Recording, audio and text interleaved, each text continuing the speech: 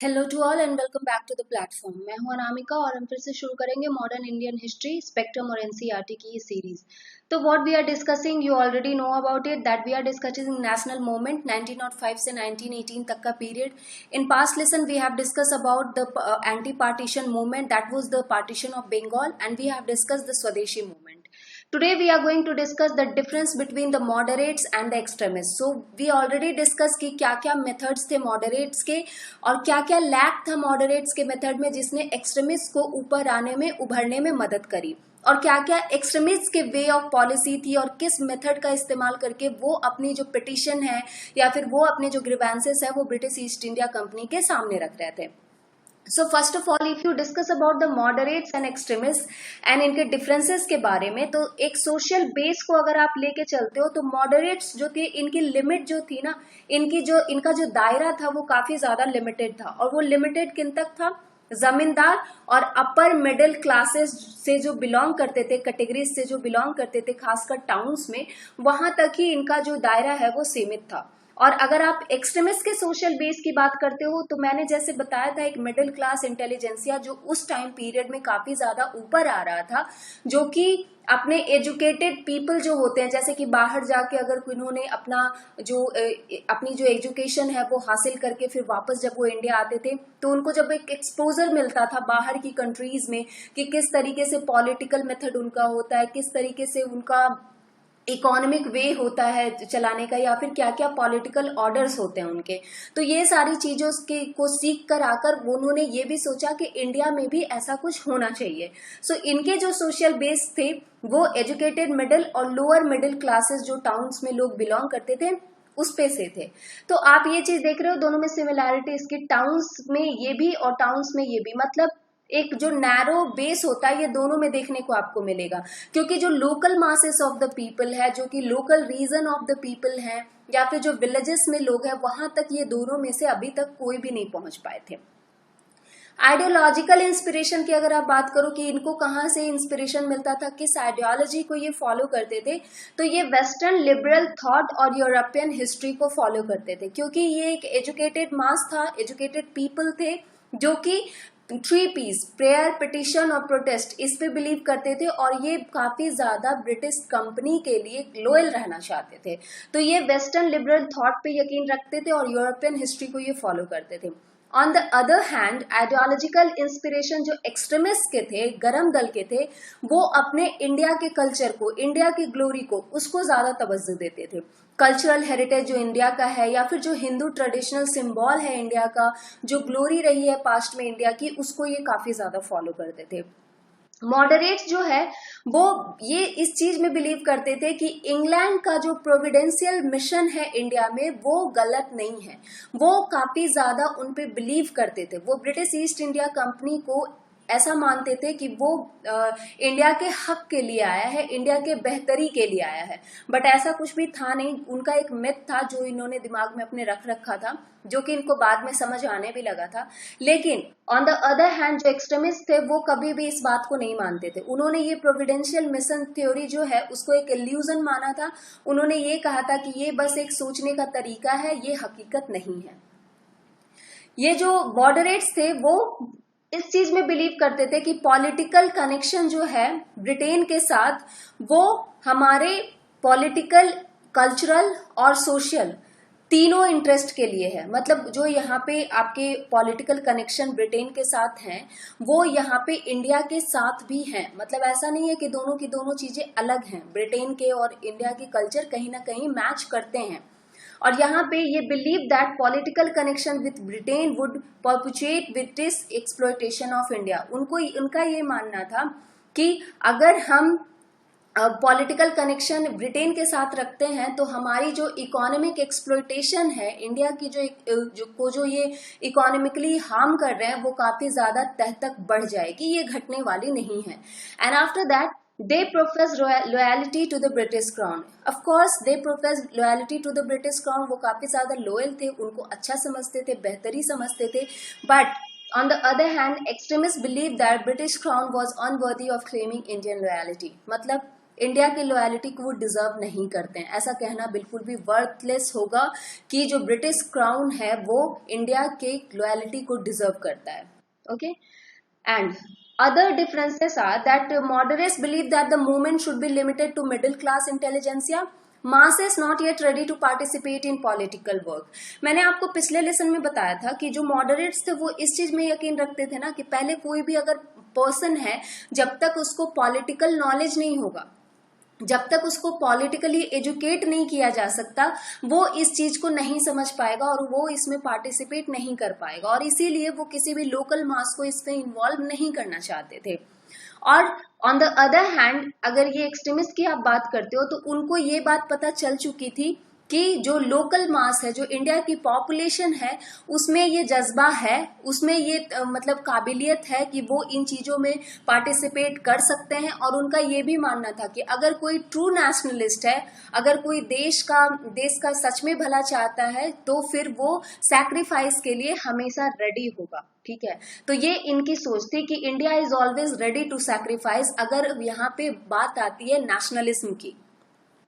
इन्होंने डिमांड किया था constitutional reform and share for Indians in services. मतलब ये आप पॉलिटिकल डोमिनियन जो इंडिया का होता है उसमें बिलीव करते थे कि चलो ठीक है, हमें प्रेयर करते थे, पिटिशन डालते थे कि हमें कॉन्स्टिट्यूशनल रिफॉर्म चाहिए, इंडियंस की भागीदारी चाहिए इंडियन एडमिनिस्ट्रेटिव सर्विसेज में, चाहे वो लेजिस्लेटिव असेंबली में हो या काउंसिल में हो या मतलब इलेक्टेड रिप्रेजेंटेटिव हो या नॉन ऑफिशियल मेंबर्स हो, इनमें ये अपना रिप्रेजेंटेशन मांगते थे। लेकिन इनका ये मानना था कि हमें अपने ऑब्जेक्टिव को पाने के लिए सिर्फ स्वराज चाहिए, हमें इंडिपेंडेंस चाहिए। स्वराज एज अ गोल इन्होंने अपना जो है लक्ष्य रखा था कि स्वराज ही हमारा लास्ट जो है एक मांग है, हमें कोई पॉलिटिकल डोमिनियन इन इंडिया नहीं चाहिए, हमें सिर्फ और सिर्फ चाहिए स्वराज। इन्होंने ये भी कहा कि instead on the use of constitutional method only, इन्होंने इंसिस्ट किया था कि सिर्फ हमें कॉन्स्टिट्यूशनल मेथड का यूज करके ही मतलब अपनी बात जो है, अपना पक्ष जो है ब्रिटिश गवर्नमेंट के सामने रखना चाहिए।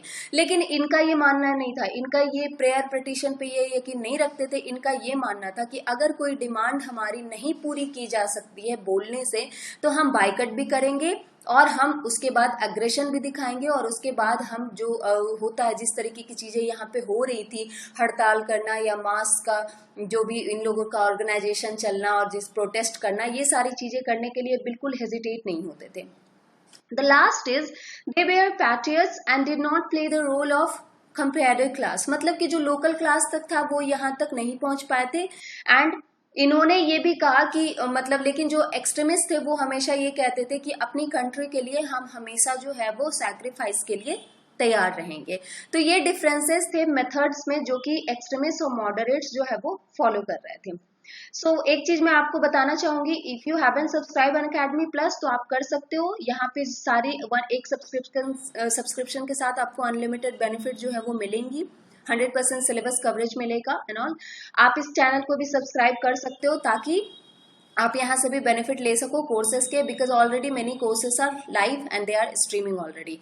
आपको कोड यूज करना है, रेफरल कोड रैंक 10 या कोड 10 या यूपीएससी YT।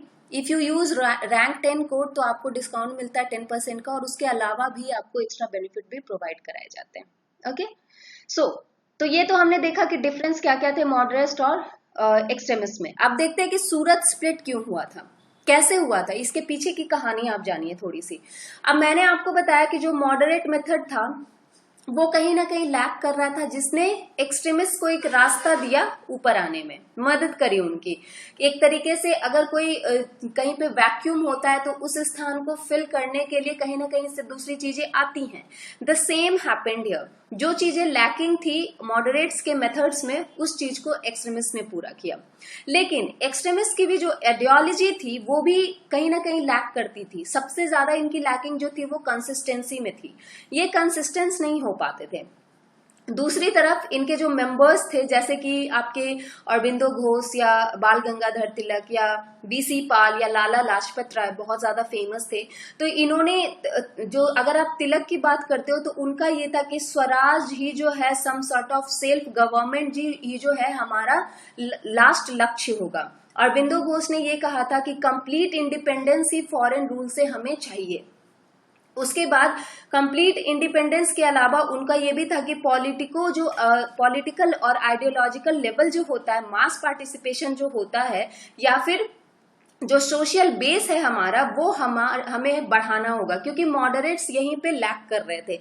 इनका था कि लोकल मासेस को भी हमें अपने लेवल पे मतलब अलाउ करना होगा, ताकि वो सर्विस और सैक्रिफाइस अपनी कंट्री के लिए करने को हमेशा तैयार रहें, जिसकी हमें खासकर जरूरत है।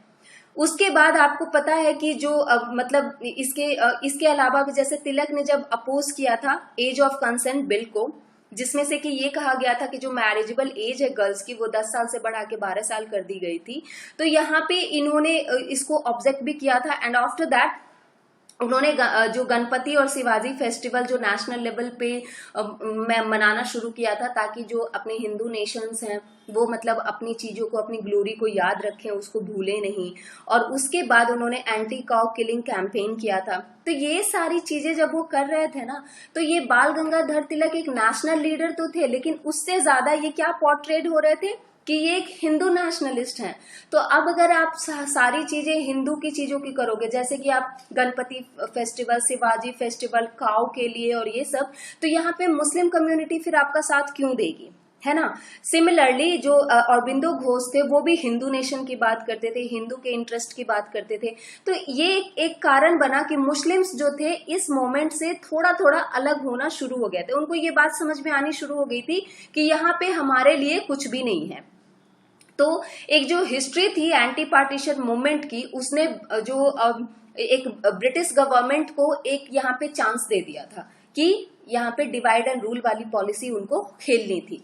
तो रिजल्ट ये था कि जो ब्रिटिश गवर्नमेंट थी यहाँ पे, उनको ये चीज पता थी कि जो एक्सट्रीमिस्ट हैं उनकी आइडियोलॉजी अलग है, और जो मॉडरेट्स हैं उनकी आइडियोलॉजी जो है वो अलग है। अब यहीं से दोनों में डिफरेंसेस जब आने शुरू हुए, तो कलकत्ता सेशन जब कांग्रेस का हेल्ड हुआ था 1906 में, तो दादा भाई नौरोजी जो है वो इलेक्टेड हुए थे एज अ प्रेसिडेंट, और उन्होंने इसी कलकत्ता सेशन में जो है नेशनल कांग्रेस का जो एक स्वराज और सेल्फ गवर्नमेंट वाला गोल है, वो यहाँ पे मतलब इसकी उद्घोषणा की थी।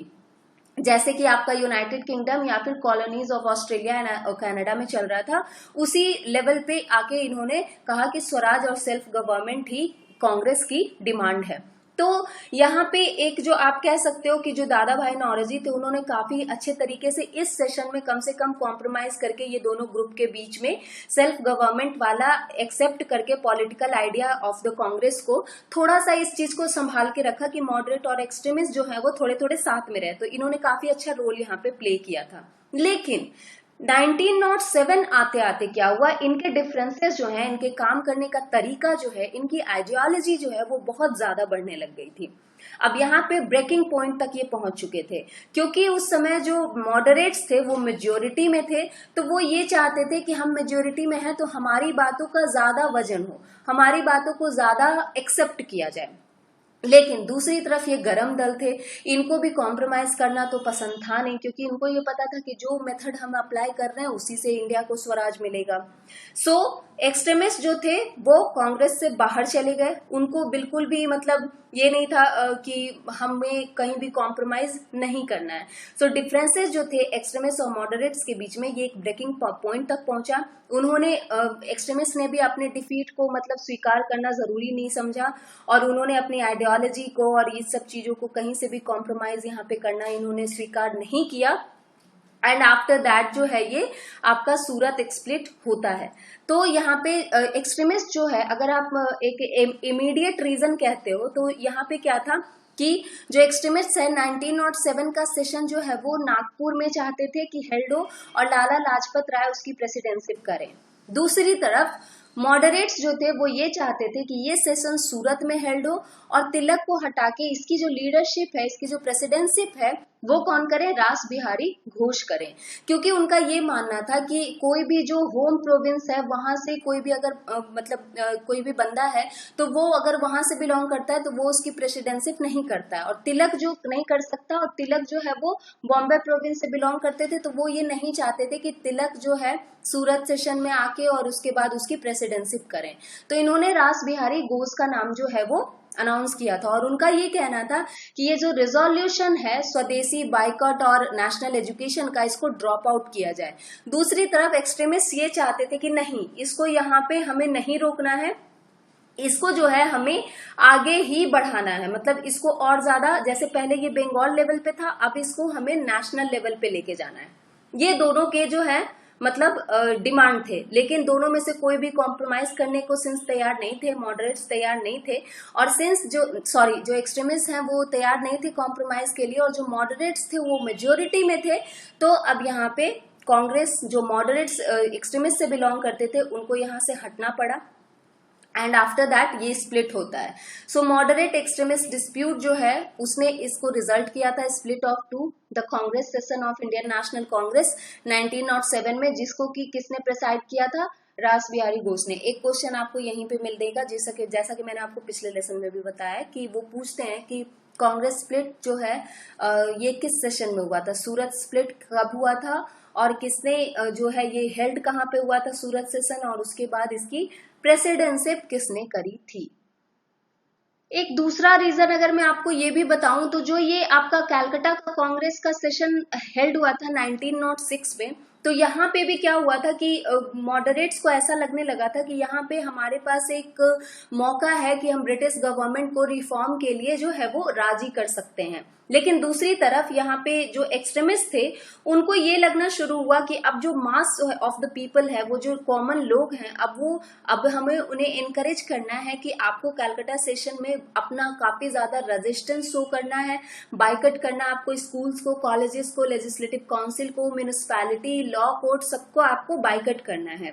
और मॉडरेट्स ने दूसरी तरफ जो क्या है वो ये सोच रहे थे कि हमें काउंसिल रिफॉर्म के लिए, काउंसिल रिफॉर्म जो है उस पर बात चली रही है, तो हम जो है कैलकाटा प्रोग्राम में अगर अच्छा कुछ मतलब करते हैं तो फिर हमें जो है वो काउंसिल रिफॉर्म में कुछ पॉजिटिव चीजें देखने को मिल सकती हैं।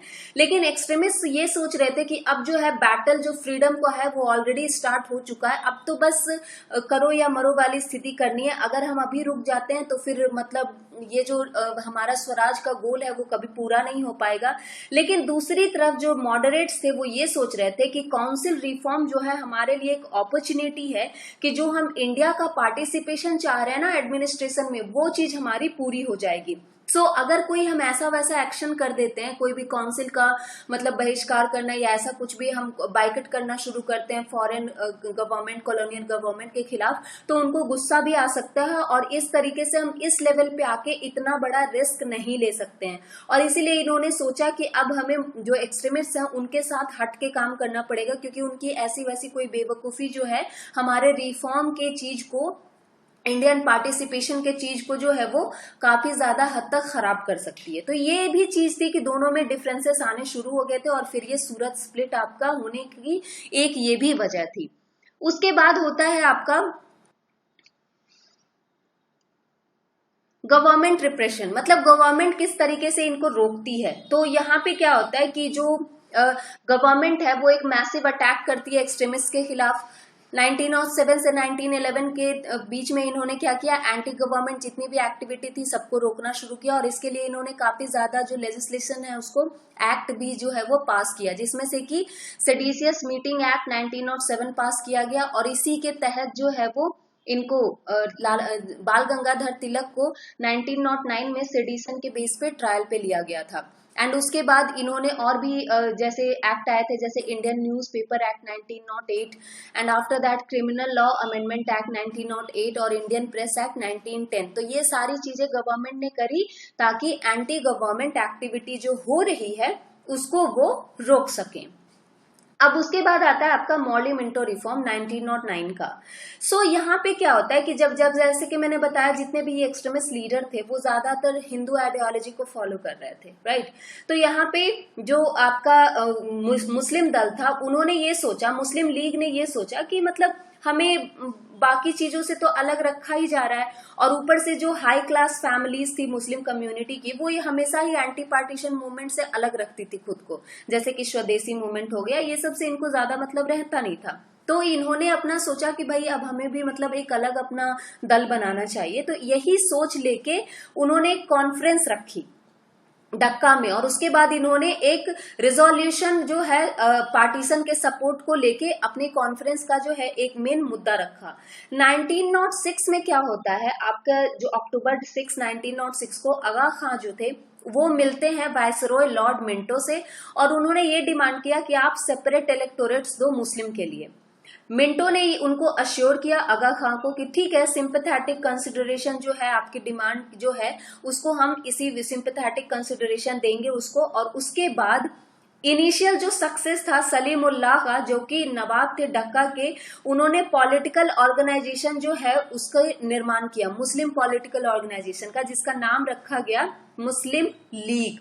और मेन जो पर्पस था मुस्लिम लीग का वो ये था कि पॉलिटिकल ऑर्डर जो है हमें इकट्ठा करना है, और उसके बाद ब्रिटिशर्स से हमें थोड़ी लॉयलिटी रखनी है। वो ब्रिटिशर्स के खिलाफ नहीं जाना चाहते थे, वो ब्रिटिशर्स के लोयल रहना चाहते थे।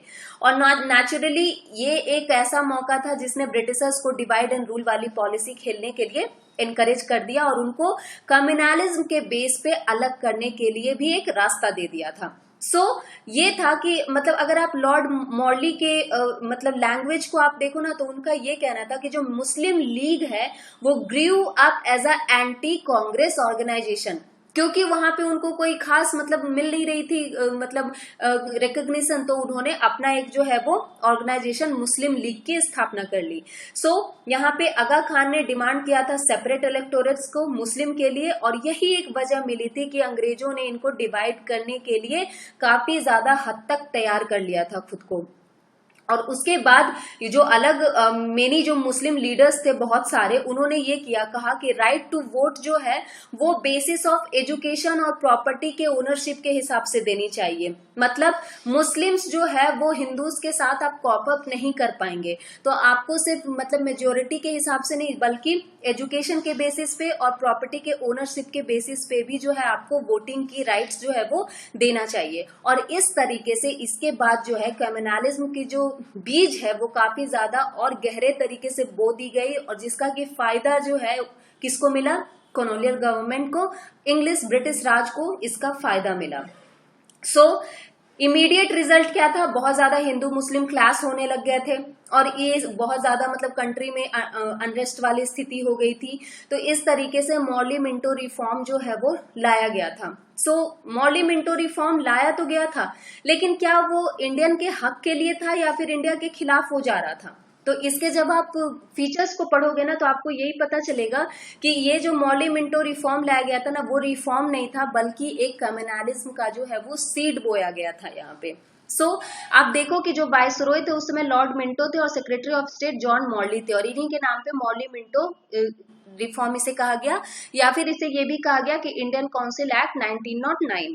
इसमें ये कहा गया कि जो इलेक्टेड प्रिंसिपल थे वो रिकग्नाइज होंगे non official membership of the council के लिए इंडिया में, और इंडियंस को जो है इलेक्शन में पार्टिसिपेट करने के लिए अलाउ किया गया, जैसे कि लेजिस्लेटिव काउंसिल में या ये सब चीजों में। लेकिन उसका बेस क्या रखा गया, on the basis of class and community इनको पार्टिसिपेशन के लिए हामी भरी गई। दूसरा, for the first time separate electorates जो है मुस्लिम for the election of central council was established. तो कम्युनलिज्म का जो बीज है वो यहीं पे बोया गया था, और ये क्वेश्चन आपको पूछा जाता है कि सेपरेट इलेक्टोरेट किस एक्ट के तहत इंट्रोड्यूस किया गया था। A number of elected members in the Imperial Legislative Council and Provincial Legislative Council ये इंक्रीज कर दिए गए थे। तो जो प्रोविंशियल काउंसिल में नॉन ऑफिशियल मेजोरिटी थी उसको इंट्रोड्यूस किया इन्होंने, बट जो नॉन इलेक्टेड मेजोरिटी थी वो हमेशा से रिमेन रही, जैसी के तैसे रही। बट नॉन ऑफिशियल जो है वो या तो नॉमिनेटेड भी हो सकते थे, इलेक्टेड उनको नहीं होना था। आप यहाँ पे ये भी देखो कि सुमित सरकार का ये कहना है कि जो इंपीरियल लेजिस्लेटिव काउंसिल है वो टोटल 69 मेंबर्स थे, जिसमें से कि 37 वेयर टू बी ऑफिशियल और 32 जो है वो नॉन ऑफिशियल्स रहते, जिसमें से 5 जो है वो नॉमिनेटेड रहते।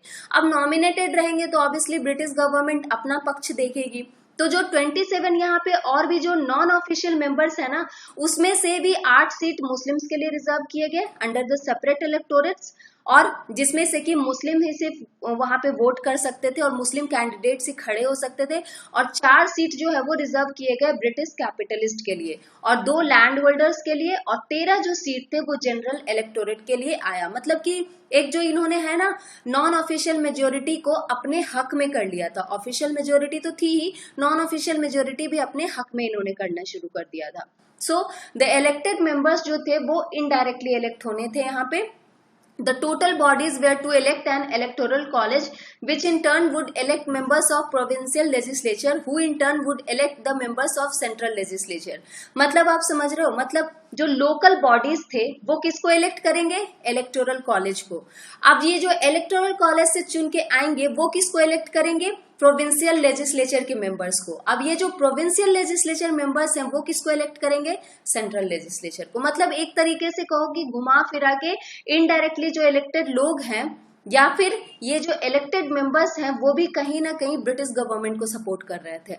जो पावर्स थे लेजिस्लेचर के सेंटर में और प्रोविंसेस में वो थोड़े से बढ़ाए गए, और लेजिस्लेचर जो है अब यहाँ पे रेजोल्यूशन पास कर सकता था जिसको कि एक्सेप्ट करना या ना करना ये बाकी चीजों पे डिपेंड करता था। लेकिन ये यहाँ पे क्वेश्चन आस्क कर सकते थे, सप्लीमेंट्रीज वोट कर सकते थे, और बजट जो है उसको यहाँ पे ये मतलब डिस्कस कर सकते थे, लेकिन वोट नहीं कर सकते, तो फिर कोई फायदा था नहीं उसमें।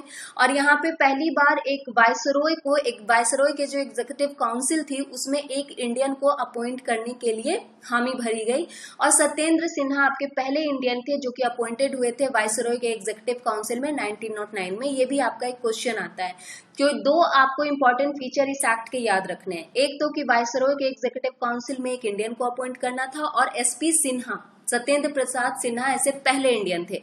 और दूसरा कम्युनल इलेक्टोरेट वाली जो चीज है, जो सेपरेट इलेक्टोरेट वाली जो चीज है वो 1909 के ही एक्ट में यहाँ पे इंट्रोड्यूस किया गया था। आफ्टर दैट आप ये देख सकते हो जैसे कि मतलब ये जो एक्ट था ना, ये एक्ट होने के बाद आप इवैल्यूएशन इसका क्या कर सकते हो कि एक जो 1909 का एक्ट था कॉलोनियल गवर्नमेंट सेल्फ गवर्नमेंट का, जो डिमांड इन्होंने मुस्लिम लीग की पूरी की उनको सेपरेट इलेक्टोरेट दे के, तो यहाँ पे इन्होंने नेशनलिज्म को डिवाइड करना शुरू कर दिया था। दोनों के बीच में कंफ्यूजन अब ना आना शुरू हो गया था मॉडरेट और एक्सट्रीमिस्ट के बीच में कि आखिर ये हो क्या रहा है। तो अब उनको अपनी गलती जो है थोड़ी बहुत तो याद आनी शुरू हो गई होगी कि इन्होंने ये करने के लिए आखिर इन्होंने रास्ता किसने दिया, क्योंकि अगर आप एक नेशनल बेस पे काम करते तो फिर ये चीजें नहीं होती। अगर मुस्लिम लीग की स्थापना हुई तो वहीं से कम्युनलिज्म की जो चीज है वो होनी शुरू हो गई थी। मॉर्ली मिंटो रिफॉर्म में जो नंबर्स थे इलेक्टेड मेंबर्स के इंपेरियल या प्रोविंशियल लेजिस्लेटिव काउंसिल में वो इंक्रीज तो किए गए, लेकिन जो इलेक्टेड नॉन ऑफिशियल मेंबर्स थे वो हमेशा मिनॉरिटी में रहे, जिनकी की जरूरत थी कि उनको मिनॉरिटी में नहीं मेजोरिटी में होना चाहिए था। और नॉन ऑफिशियल्स जो है वो इलेक्टेड होते थे इनडायरेक्टली, और जो इलेक्शन होता था वो पहली बार इंट्रोड्यूस किया गया था। तो जो सेपरेट इलेक्टोरेट आपने मुस्लिम के लिए ला दिया था वहां से उनको रिकॉग्निशन तो मिल गई थी, लेकिन जो डिवाइडेशन है, जो यहाँ पे एक कम्युनलिज्म है, उसका दायरा जो है वो और बढ़ गया था। यहाँ पे लेजिस्लेचर जो है वो रिजोल्यूशन पास कर सकता था, क्वेश्चन अराइज कर सकता था, सप्लीमेंट्री क्वेश्चन डाल सकता था, वोट सेपरेट कर सकता था बजट के लिए, लेकिन वोटिंग नहीं कर सकते थे, राइट। और यहाँ पे एक इंडियन को वायसरॉय के एग्जीक्यूटिव काउंसिल में आपने चलो एक इंडियन को रखने का मौका दिया, एसपी सिन्हा को पहले इंडियन वो बने जो उन्होंने करी। अब यहाँ पे नेशनलिस्ट रैंक को डिवाइड करने के लिए मॉडरेट्स ने मतलब अपने मुस्लिम्स को अब कोशिश करी थी कि वो इनके साइड में आ जाए, लेकिन ये काफी शायद देर हो चुकी थी। जब तक ये बात इनको समझ में आती ये काफी ज्यादा देर हो चुकी थी। अब एक तो गवर्नमेंट ने जब स्वदेशी मूवमेंट और ये सारी चीजें थी तो उसको सप्रेस करने के लिए, एंटी ब्रिटिश मूवमेंट को सप्रेस करने के लिए seditious meeting act, criminal law act और Indian newspaper act, explosive substances act और इंडियन प्रेस एक्ट, ये सारे ऑलरेडी वो ला चुके थे। तो यहाँ पे जो ऑलरेडी एक मतलब दायरा जो है आपके ऑर्गेनाइजेशन का वो ऑलरेडी गवर्नमेंट लिमिट कर चुकी थी। उसके बाद भी फिर अगर एक सेपरेट इलेक्टोरेट का आप इंट्रोडक्शन कर देते हो तो ऑफकोर्स मतलब किसे ज्यादा मतलब फायदा होगा। ऑफकोर्स यहाँ पे फायदा ज्यादा से ज्यादा जिनको होना था वो थी ब्रिटिश गवर्नमेंट। यहाँ पे ना तो मॉडरेट्स को फायदा हुआ ना एक्सट्रीमिस्ट्स को फायदा हुआ, और बाद में चल के आपको पता चलेगा कि मुस्लिम लीग को भी इससे कोई फायदा नहीं होने गया था। मुस्लिम लीग को अगर ये लगता था कि वो ब्रिटिश के खिलाफ लॉयल रहेंगे तो फिर उनको फायदा होगा इस चीज से, ब्रिटिश अपनी लॉयलिटी के लिए इन्हें बाद में नवाजेगी या फिर प्रेज करेगी, तो ऐसा कुछ भी नहीं था। वो एक ऐसा चांस था, वो एक ऐसे सर्कमस्टेंसेस थे जिसको उन्होंने अपने फेवर में बस यूज किया था। तो इस तरीके से जो आपका इमीडिएट रिजल्ट है वो आपको देखने को मिल गया था। बाद में चल के भी ये चीजें काफी ज्यादा बढ़ने लगी थी। बाद में अब देखेंगे हम कि किस तरीके से जो कांग्रेस और मुस्लिम लीग है वो यूनाइट होती है, या फिर किस तरीके से बाद में चीजें चलनी शुरू होती हैं, होम रूल मूवमेंट या फिर आपके कांग्रेस सेशन जो मुस्लिम लीग का और कांग्रेस का साथ में होता है 1916 में। तो ये सारी चीजें हम अगले लेसन में देखेंगे। So stay tuned and if you having any query type it in comment box. It's Anamika signing off. Take care, bye bye.